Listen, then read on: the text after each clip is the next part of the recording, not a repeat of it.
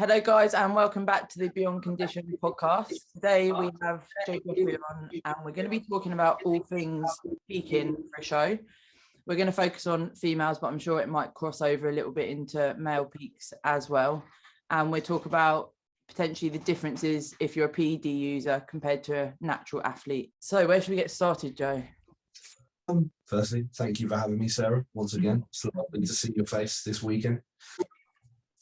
So peak week, I think a good place to start is don't be, as an athlete, worried or overwhelmed by peak week information. I think peak weeks have been used as sales pitches from coaches a lot, and sort of guru type coaches would often paint peak weeks to be this almost like esoteric, nuanced, intricate thing that there's like these secrets to the perfect peak. And, you know, we can break down peak weeks pretty objectively into separate goals. I think that's the easiest way. Like when I've taught people how to peak their clients and whatnot, you know, Wardy did a long Instagram story today about how I've helped him peak a lot of his clients and stuff over the seasons.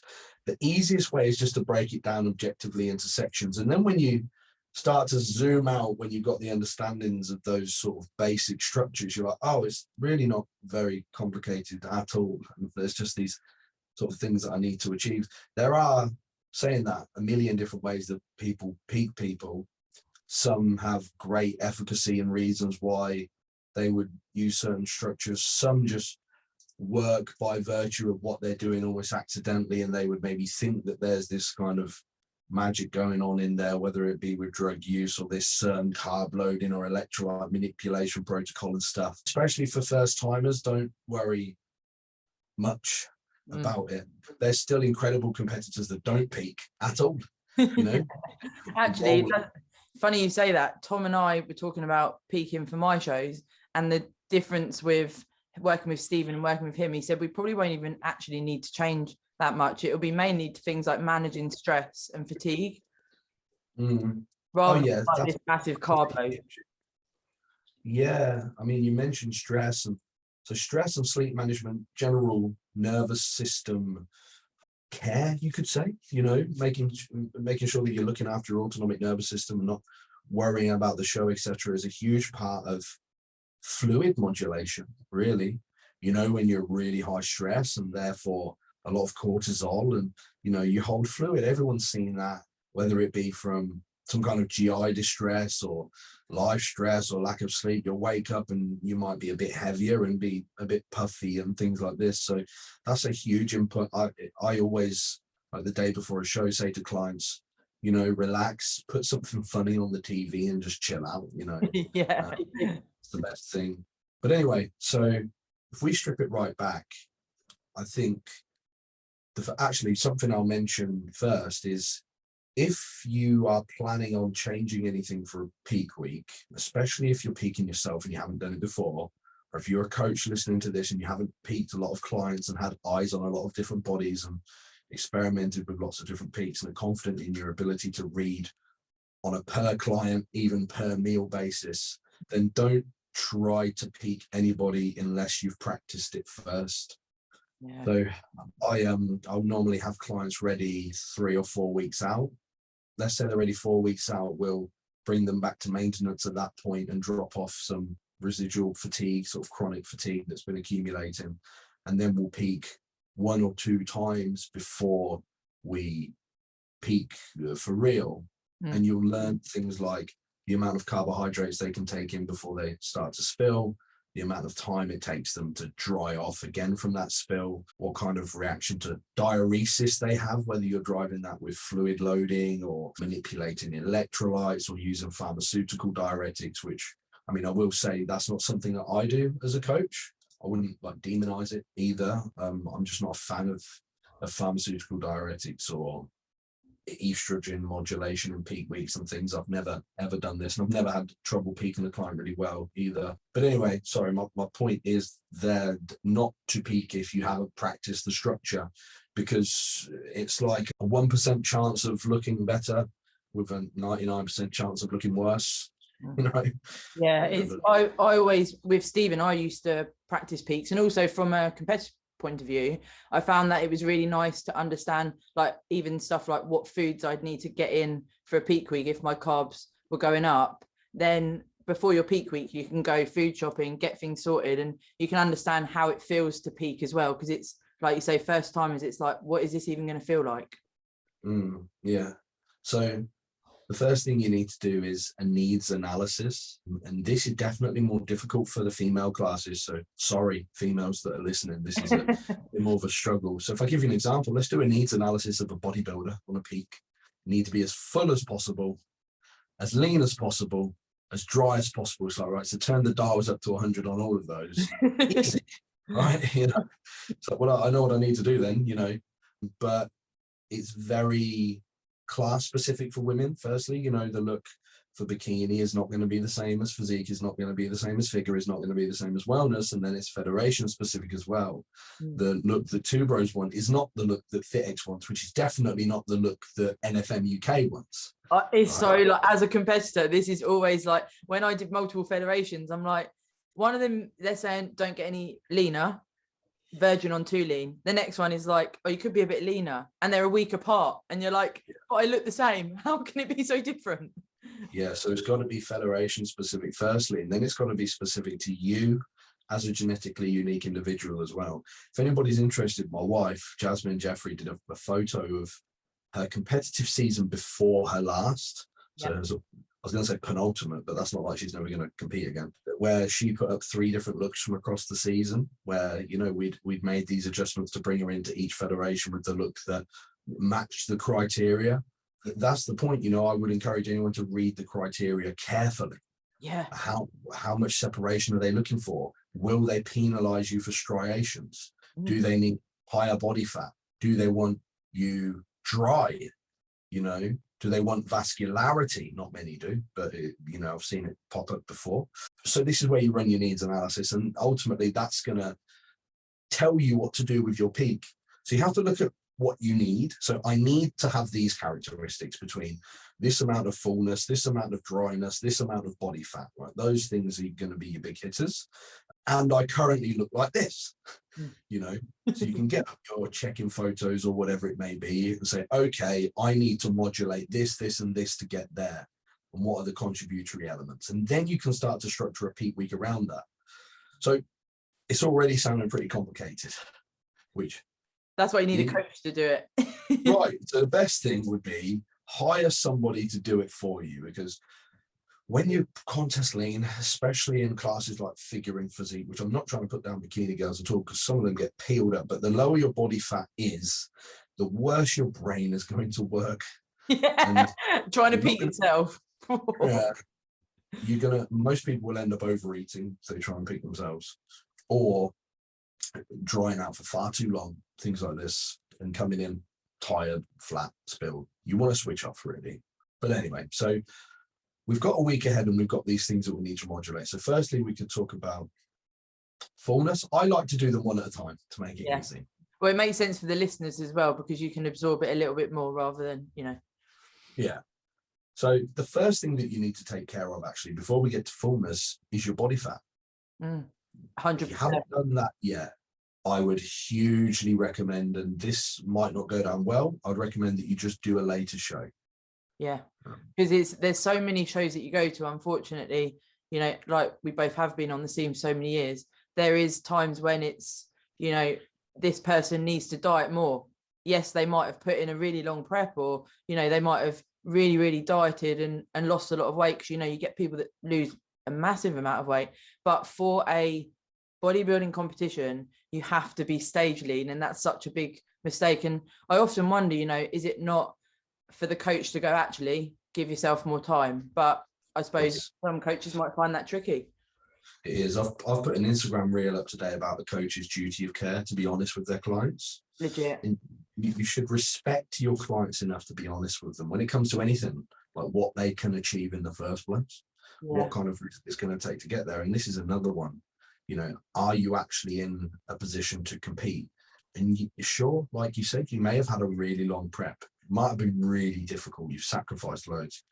Unfortunately, nobody cares. Literally.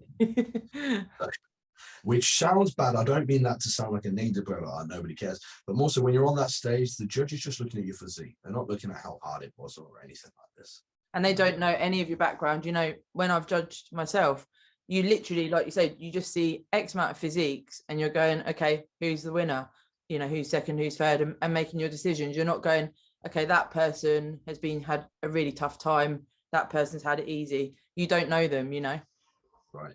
Yeah, exactly. Or this person's coached by this person, so they should win or something. I mean, that does happen sometimes. That's the biggest coach's excuse of us. For every show I go to, I'm like, I knew they'd beat my client because they're coached by blah, blah, blah. You're like, man, come on. That's what I like about your coaching as well. You know, every time I've been to a show and you're there and you've got a client competing, you'll say, okay, they should have come second, or actually, you know, they should have come first. That's not being because I'm just their coach. It's because, you know, they're the winner. Yeah, coach needs to be honest with themselves as well. Yeah, 100%. It's easy to have a giant ego when like you're coaching loads of competitors, like my client should have won, blah blah blah. Like, well, it's a robbery. But then when your client does win, you're like, that was the right decision. Yeah, and I guess like if, you know, in the example of too much body fat, the coach is, I'm not going to say look stupid, but you know, it is that coach's duty of care. And if your competitor has got too much body fat, you know, why are you letting them compete? Yeah, there's two sides to that as well that I've experienced. So there is that one. So you need to tell your client that they're not ready, but you may encounter a case where the clients that don't care. And that's not great for the coach. Yeah, I didn't think of that actually, because some people do a long diet and go, well, I don't care, I'm doing it for the experience. But I guess as a coach, that would be really tough. Yeah, I've had that. I was talking to Wardy about it yesterday, you know, and it's like, I don't care, I'm going to do the show anyway, however I look. And it's like, I'm not going to leave you like high and dry, like I'll do my best, but you're not going to be in shape. Oh, I don't care, you know, I've gone this far now. And then they turn up and someone's saying, oh, Joe's client didn't turn up in shape. That's weird, isn't it? I'm like, oh no. And like you're trying your best to do the duty of care, and it's like, you know, you can only do so much. And I guess, you know, for people that are listening and they're looking to do a prep as a challenge, you know, it is definitely trying to marry up that the sacrifices you need to make, and you know what you do to your body, is it worth that? Could you maybe do a different challenge than going for a bodybuilding competition? Because stage lean is tough. For sure. Do a photo shoot instead.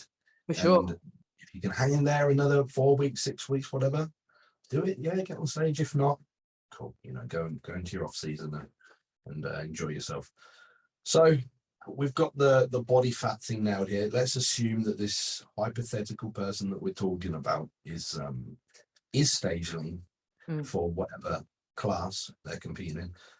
Let's get the fullness done first. Okay, the first question is, what controls how full you look? You know, we're essentially talking about what can get intracellularly, specifically to a muscle cell. You've got intramuscular triglycerides and intramuscular glycogen. These two substrates that are your primary vectors of controlling how full you look. The glycogen has far more of an effect size than triglycerides, more so in men especially. Women do have a slightly higher portion of intramuscular triglycerides than men. Did I say men do? Like females have a higher portion of, I don't know what I said, but anyway, females have a higher portion of intramuscular triglycerides than men, but still the majority will be intramuscular glycogen. So the way that you're going to control intramuscular triglycerides is through dietary fats. So, you know, you've more than likely been on a very, very low fat diet the entirety of your prep. It would be a good idea to spend at least some portion of your peak week consuming an amount of fat sufficient to fill you up in terms of intramuscular triglycerides. Even if it's a small effect size, we do discuss the 0.1% of progression in bodybuilding, you know, especially at the higher levels. So it's worth doing. And then, of course, it makes sense that we would include some period of carbohydrate loading to make sure that we are full in terms of intramuscular triglycerides as well. And you can toggle to what degree you modulate that fullness. You know, if you're already on the more muscular side of bikini, you probably don't want to get full to the brim. this is much easier in male classes as well, of course, because if you've got no body fat left, then nutrient partitioning is always going to just bias to the muscle cell, and when they do spill, it's going to be very easy to clean up. If you're a female and you've got a higher amount of body fat than a contest lean male, then, and you do spill hard, it will just make you look like a higher body fat. So you should have that data already. You know, hey, on the trial peak week, when I got to 1,200 grams of carbs over one day or over 2 days, I started to look quite soft.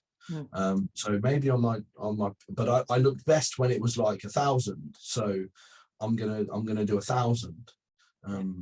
You know, I like to use fat loading. You know, we mentioned intramuscular triglycerides. I like to use that at the beginning of peak week. Firstly, of course, to fill up intramuscular triglycerides, but also to potentiate the carbohydrate loading period.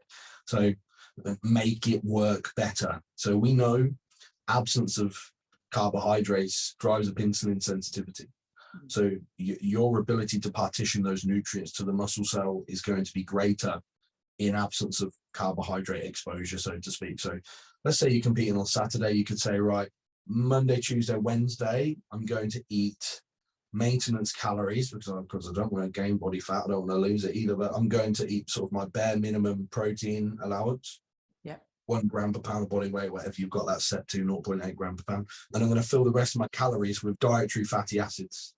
I'd recommend going with the polyunsaturated route or the monounsaturated route because they have been shown to improve insulin sensitivity to a greater magnitude than saturated fats. So, you know, oily fish, nut butters, nuts, things like this, including a few eggs and some dark chocolate in there, no problem. But I wouldn't just like cheese load or something, you know. Yeah, also it's how you feel, isn't it? Like generally for me, the main thing I want when I'm being low on fats for ages is like mackerel, salmon, and when I eat them, my body's like and instantly you're like so satiated. Oh, it's super satiating. I always find that with clients when I fat load, they're like, man, I'm so satisfied on these. I'm like, you eat like the same calories that you were, bro. It's like, it's just less carbs. You were definitely the first coach that I personally saw using fat loading techniques. So I'd never even considered it before because it had always been peak weeks for carbohydrates. Yeah, I'll credit Dr. Scott Stevenson with that one. I learned that from Dr. Scott. Yeah, it's really interesting seeing you take people through a peak and then, you know, how they come out the end of that on show day. It's like, oh, sick. Maybe this is like a movement that's happening in the bodybuilding industry. It's very common now, for sure. I hadn't heard of anyone apart from Scott doing it for years. You know, this is something I started doing that maybe 6 or 7 years ago now. Yeah. And just in the last couple of years, it seems to have just become the norm, which is great. You know, that's what it's about. It just makes rational sense. You know, look, if you want to be as full as possible, then, you know, you do have intramuscular triglycerides. Fill them up. Yeah. I never would have. I didn't think of it like that until you broke it down today. It makes total sense. And like you say, being on a low fat diet for so long, you're fucking yourself anyway, aren't you? You know. Well, hormonally specifically, if you're a natural athlete, you know, you haven't got the cholesterol backbone to build sex steroid hormones, and you're dieting. You know, pair those two up, and your hormones are going to be trashed. But I get that's another like topic for another podcast, I suppose. Yeah, sure. We've been through that Monday, Tuesday, Wednesday of this hypothetical person, this female who's loaded fats at maintenance calories. Cool. Now we've got to the carbohydrate load. So I would recommend, unless you're very experienced with backloading protocols, which is, so a backload or a rapid backload would be where you load carbohydrates with relatively close proximity to the stage. Like a rapid backload for a Saturday show might be like just all day Friday and Saturday morning. I would recommend most people would load their carbohydrates a couple of days to 3 days prior to the show. Yeah. So, you know, this example of the Saturday show, let's say this individual decides to load carbohydrates on Thursday. So they're going to fill up their intramuscular glycogen on Thursday. So I would move away from fats at this point. You know, that's done. And if you're eating a lot of carbohydrates and then pairing that up with fats, it's going to really hurt your GI. Very slow gastric emptying rate when you include fats in there, and you're banging in loads of bagels and rice. It's just not going to feel good. The body's like, what is happening? Yeah, I know. Like, I haven't eaten anything, and actually a great point would be, don't eat foods that you haven't eaten for a long time. Definitely. I'm really not a fan of like the Five Guys and protocol and like burger and chips the day before the show. It's just asking for trouble. Yeah, it's so common as well, though, isn't it? Yeah, and what also is common is distended guts on stage, GI distress. I've been backstage at a lot of shows and seen people eating cookies and whatnot and going, oh man, my gut feels terrible. Yeah. Do you think you can go out on stage and hit a really nice tight side pose and keep everything tight when you're bloated? Yeah, and you want to, like you say, use foods that you've used before, just more of them. You know, like something like rice or potatoes or whatever it is. You're just, in my eyes, when you're peaking and carb loading, you're increasing those foods that's work really well for you. You're just getting more of them. Yeah, that's right. And there's adaptations that happen to the microbiome in the gut over time with respect to the foods that you eat.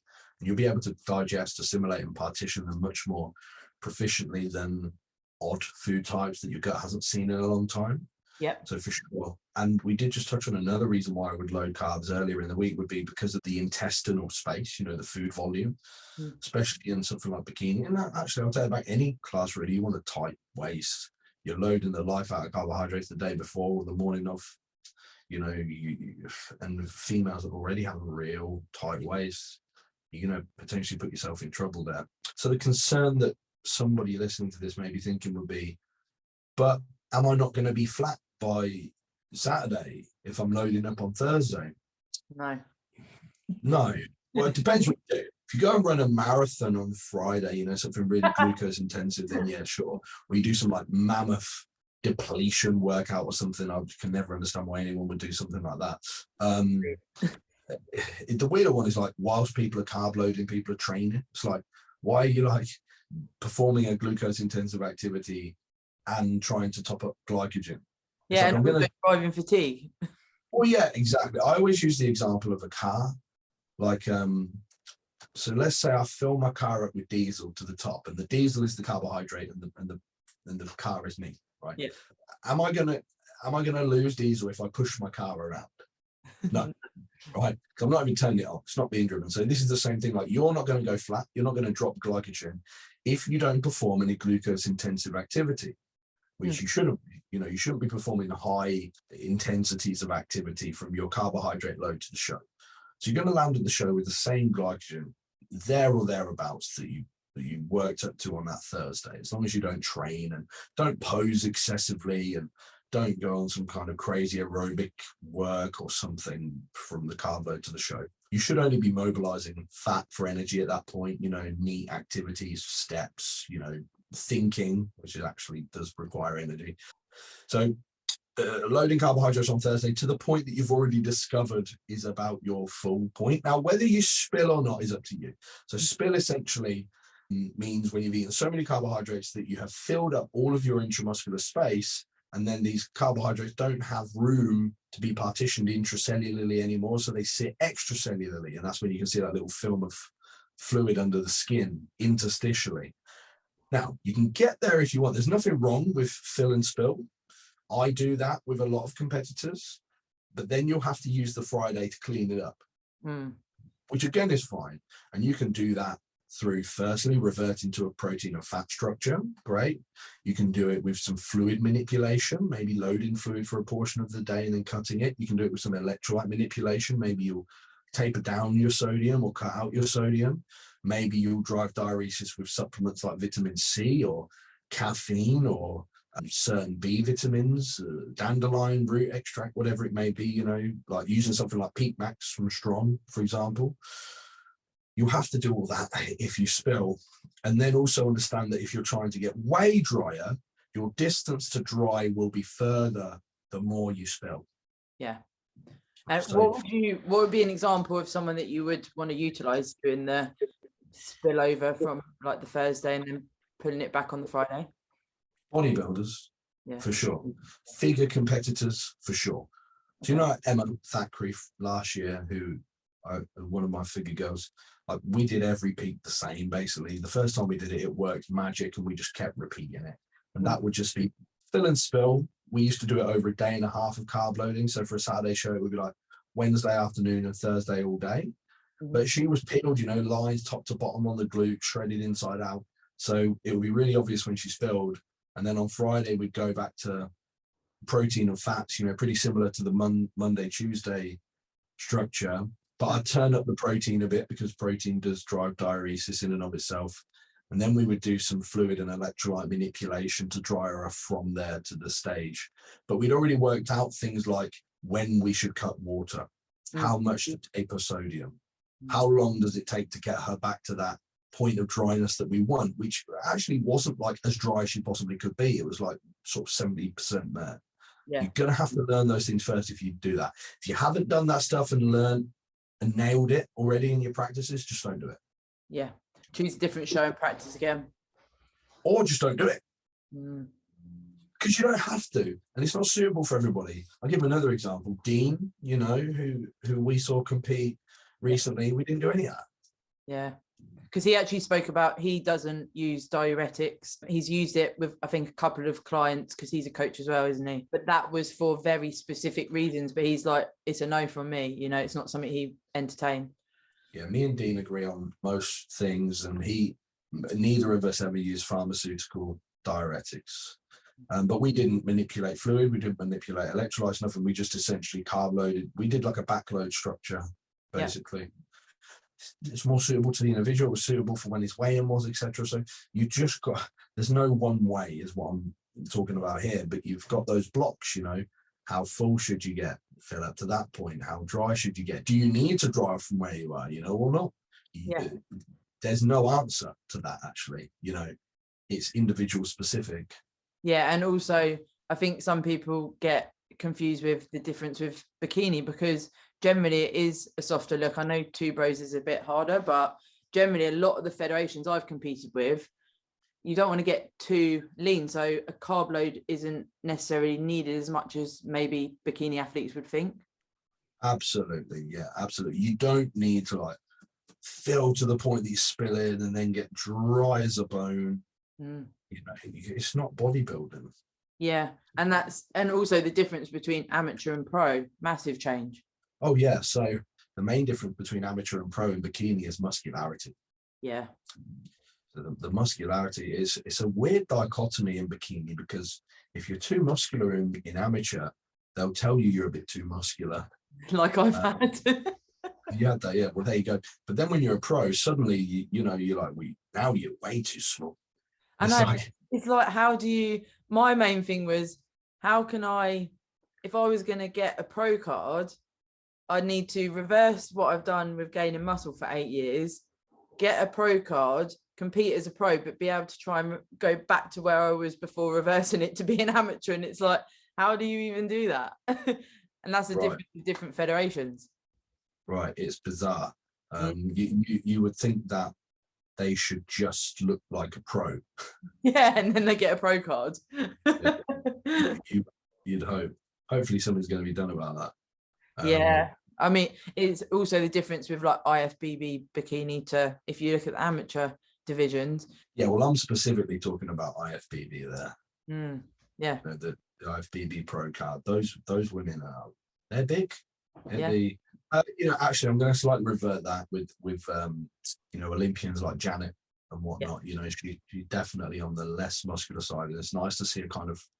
I think I know we're well off topic here, but I think now that we've got wellness coming through, bikini is going to start to edge back to where it was.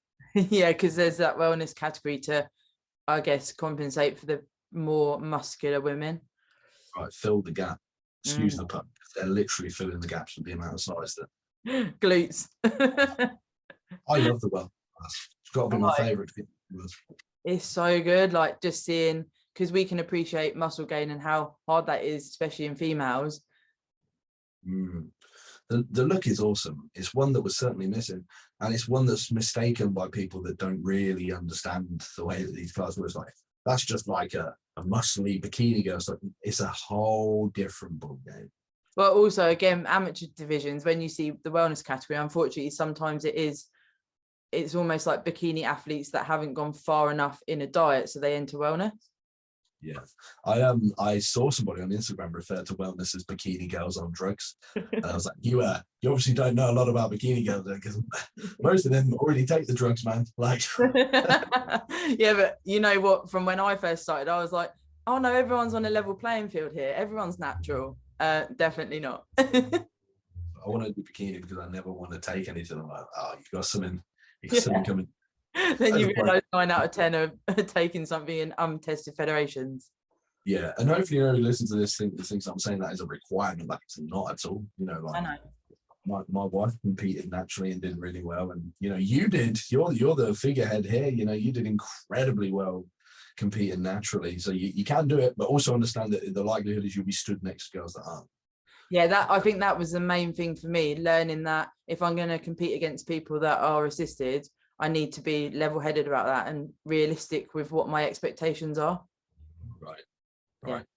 Yeah. So we'll bring it back to peaking. In fact, we can do a brief summary. So keep it simple. A really simple thing would be forget about sodium and fluid manipulation. Just get your body fat on point. Load up carbohydrates. Take photos after every meal on the days that you load, and load with a couple of days proximity to the show. You know, and you'll take some photos and say, "I look great here."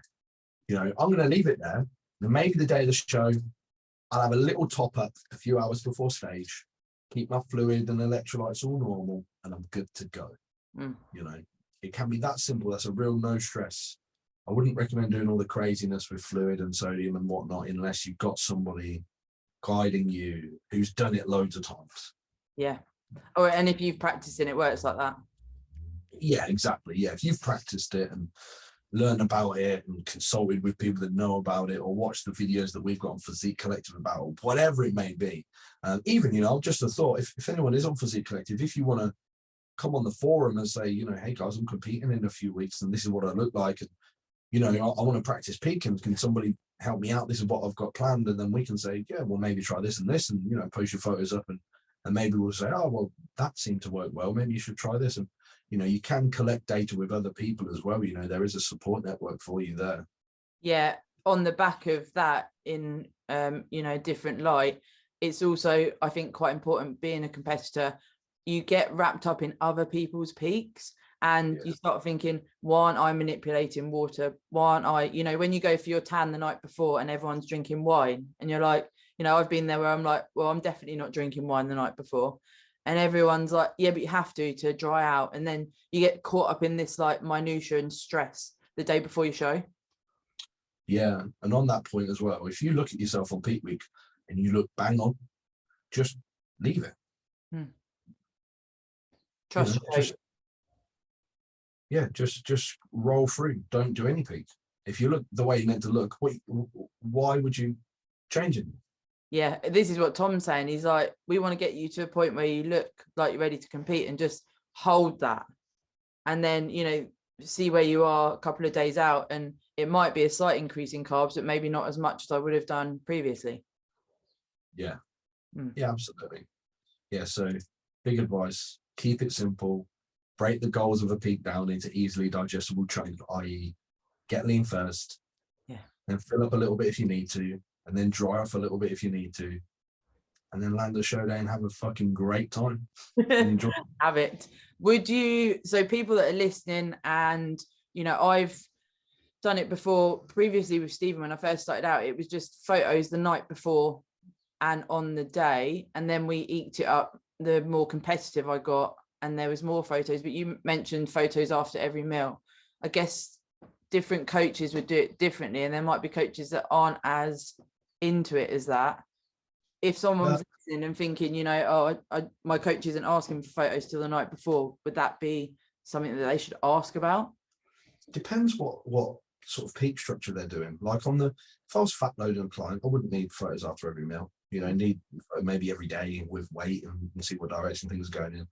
When carb loading, especially as you're getting closer to the potential to spill, you should be getting photos after every meal. Yeah. I mean, at least every 2 meals, because, you know, it's guesswork then. I mean, I say that. I could have peaked in with no photos by that last show. You know, I'm just so familiar with the data. Like, give me your weight, right? Well, I already know what you look like at that weight. So, you know, but yeah, if you are filling up, really, you're going to have to look and see how you look and go, okay, well, maybe we've got, you know, when we put that 200 grams of carbs in earlier, you know, we saw this kind of shift in fullness, and maybe we just want to replicate that from where you are. Or you might look and go, oh no, that's great. No, you're perfect there. So we'll leave it there, you know? Yeah. I mean, with talking about the difference between assisted and natural, obviously there's manipulations to PEDs, but is there some big considerations in regards to the nutrition side of things if you were natural against a PED user? No. From what we've spoken about today, I would peak in those fashions described with either enhanced or natural athletes, exactly the same. There are PEDs that potentiate the process. Like, for example, I would use insulin with a PED user on the carb load periods. I would use certain anabolics that have potential to increase glucose loading, whether that be like Superdrol or Anadrol, something that acts as an estrogen. These individuals will also just have far better nutrient partitioning because their hormones are regulated. Natural athletes by that point will have very low testosterone, very low estrogen, very low thyroid function. And estrogen, I'll mention again, is a huge one for proper glucose loading. Okay. And a very sort of old school thing that's still done is using aromatase inhibitors in peak weeks. For those who don't know, the aromatase enzyme is what converts androgens, namely testosterone, into estradiol, which is a metabolite of estrogen. It's the primary metabolite of estrogen. So people think, estrogen causes water retention, so I'm going to get it as low as possible. There's some truth in that. The truth being that estrogen increases aldosterone, which increases water retention. So I'd use something that would squash the aldosterone without squashing the estrogen, like an angiotensin receptor blocker, like telmisartan, which is something that you can increase in a peak week.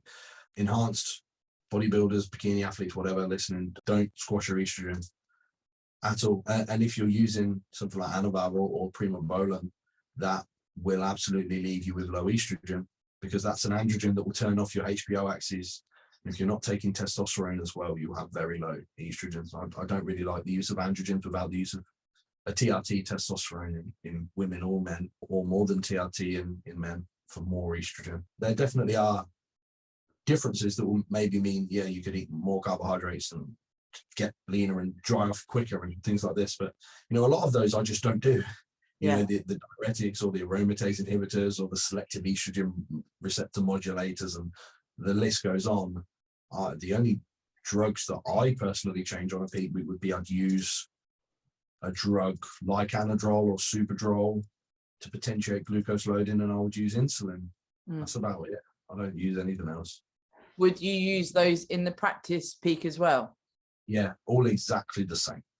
So you do like a practice peak, say, like you said, 4-6 weeks out, and then you go back to your normal PED stack, and then... You could do that, but I typically would just do one practice the week before the show, so it's almost like a 2-week concurrent peak structure. So you do like a peak practice, have a week at your normal, and then go back into your peak? Normally just run them into each other. Oh, okay. Oh, I've never really considered that before. Yeah, because then like for like things are going to be the closest matched. Body fat's going to be the same, drug use is going to be the same, environment's going to be the same, nervous system health is going to be the same. If you do it 4 weeks out, it's not that accurate, because plausibly your body fat's going to reduce in that 4 weeks, and then it's a whole different framework. Yeah, makes sense. And if you were peaking someone for back-to-back shows, would you still do that practice peak, go into the first show, and then continue to, I guess it's ideally, but it depends how important that first show is to you. I've used shows as practice peaks, that the client didn't care about. Yeah. Or I guess if you were going for like a smaller show as a practice, bit of stage time as well. Exactly, because that's as close as you're going to get. So, if this client is competing, this is the show they want to do, and there happens to be a show the week before, I'll say, cool, let's do that one. And if we fluff it up, it doesn't matter. Yeah, you won't do it anyway. Let's just learn some stuff. It's stage time as well, isn't it? It's all practice. It's getting in front of the crowd. It's hitting the poses. It's holding the poses properly. It's the travel. It's the TAM. Everything. Because we didn't even touch on that. I'm really lucky that I've got Jazz that does skin prep advice and tan advice and all that for all of my clients. I'll make sure that that's on point for many weeks out. And maybe you should do a podcast with Jazz on that, actually. Yeah, it's such a big thing as well. Like, even when you've got, like you say, skin prep, exfoliating goes up to like every day, and then you can't use certain moisturizers before you have your tan and all these types of things. Yeah, you'll be coming out green. I believe Compact has an article on a guide for skin prep in a contest prep. Yeah, because I guess it's the same for men as well. Yeah, exactly the same. Yeah, Yeah, but most it's something often underrated. done by men, and it is a game changer. You can tell when you're on stage and your tan's patchy and runny and you're an odd color. You look like a Mars bar up there, or you've got really dodgy dream tan on that you thought would look good, like you've got to have that stuff nailed. I mean, imagine prepping for like 16 weeks. You drag yourself through hell, you're skinned, and you turn up with a tan that you can't even see a striation through. Yeah, and also of another opposite end of the spectrum, I guess, is when people do their own tan and they don't know what the fuck they're doing, or they don't tan. Yeah. Oh man, I know a lot of people that do their own tan that looks great. I've also seen loads of people do their own tan that's terrible. I mean, you might do your own tan, it might look great, but then everyone else in your class has used the show tanner, and now you're the only one that's a different color. And you're not sticking out for the right reason. Oh, that's a bizarre thing, especially like we mentioned dream tan. It's like when everyone's got the same tan and you're there again looking like a chocolate bar. Super shiny, and it's like bizarre, almost green brown color. It's not a good look. So practice things like that or get information, but I always think it's just worth paying the money to go and get the tan at the place, so you're same as everyone else. They can touch you up, they can glaze you, and everything's done. Yes, one less thing to worry about. And I mean, people avoid the show tan because they think, they're just rushing through all these competitors, etc. It's not the case. It's not the case at all. You want to look the same as everyone else, and you want, well, at least by virtue of your tan, so that the judges can look at your physique rather than go, oh my god, what color is he? That's crazy. Why is there a Mars bar on the stage? But we've all seen that dream tan is just ridiculous. It used to be quite popular. UK BFF days, I remember loads of people loved the old dream tan. And it used to be all over the toilets. Oh no. That toilet, they'd have to be getting a new seat for that toilet after a show weekend. It's crazy. Earlier you mentioned about posing. I think that's quite an interesting thing to just touch on. When I do the same as you. I only post my check-in photos like 2 days out. You ideally, as a competitor, you should have done all your posing practice before that and know that you're set for the day. Yeah. So I build posing into my clients' expenditure part of their programming. Yeah. So maybe if they click on their expenditure tab, they'll see steps 13,000 a day, stationary bike 20 minutes a day, posing 5 rounds of mandatories every morning or something. Yeah. With 6-second hold or 8-second hold or something like that. You've got to be doing that, and I walk practice for men, routine practice, whatever specific presentation of your physique that you've got to do on the day. That's got to be like you could do it in your sleep. 100%. And the mistake people make is they'll take their check-in photos, like they'll hit front pose, boom, take a few breaths, sort of waddle over to the sides, do side pose, getting it all, then I'll screenshot that one. No, you need to be, in fact, I'd encourage the competitors send their coaches videos, because you need to see the transitions. How long are they holding the pose? Can they breathe properly in the pose? Are they shaking? Do they look comfortable? Are they smiling? For women, jewelry is important here. How are you going to structure your jewelry? How are you going to structure your hair?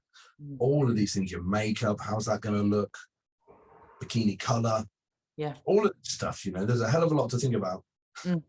Yeah, and that's what Compact's for in essence, isn't it? Or, bikinis, there's quite a lot of bikini designers out there now. But again, once you find one, like a coach, if it's a good one, stick with it. Yeah. Absolutely. I mean, pretty much all of my clients just use Georgia Rose bikinis. And I could recommend her if anyone was looking for a bikini designer. And then, of course, shoes from Compact. Yeah, jewelry. Yeah. And your mugs that say up the trend, I love that. Some of the mugs are just so funny. They sold out like that. Because GW did something on his Instagram story the other day. I think only friends could see it, but it was something about a combat redesign of something to do with Tren or Clen. Yeah, one of them that says like coffee, Clen, cardio. Yeah. The ideal AM setup. Yeah, brilliant. You know, I put the pictures of them on there like, oh, these are so funny. And Yeah, someone and people commented, buy them. oh, well, someone commented like, how disrespectful. I'm like, what? It's like it's offensive because it's like you can't be satirical anymore. Like comedy literally can't exist. You can't make fun of anything. I think of all the people that died. We've got to be going to war every day. Well, I think of all the people that have died. I'm like, I don't think really anybody's died from clenbuterol use. You find the odd case study of like cardiac events of someone that took like 900 micrograms or something, you know. It's like the first day you introduce something like Clen. I started Clem first, and then Yohimbine was brought in as well. But when the first day I had the combination of the two, I was like, why is this monster making me feel so, like, I was shaking and I was thinking, I feel so stimmed. I'm normally all right on Monster. And then I was like, oh, I added Yohimbine today. Yeah, you know, Yohimbine is one that like some people don't feel at all. Some people absolutely write them off. Some people love it. Some people hate it. Yeah. I love the stim. I do. That first item when I'm like, you know what, fuck it, I'm just gonna go all the way. I'm gonna take Yohimbine. I'm gonna drink a Monster.